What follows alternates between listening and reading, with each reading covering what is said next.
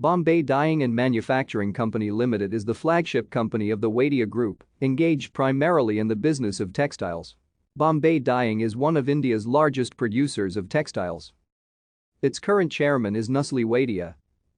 In March 2011, Jay Wadia, the younger son of Nusli, was named the managing director of Wadia Group's flagship, Bombay Dyeing and Manufacturing Company, while the elder son, Nes, resigned from the post of joint MD of the company. Ratan Tata, the ex-chairman of Tata Group, was on the board of directors till 2013. He resigned and Cyrus Mistry took over.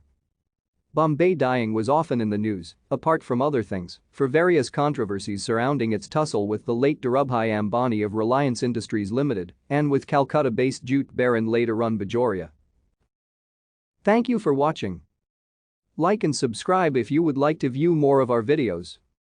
Have a nice day.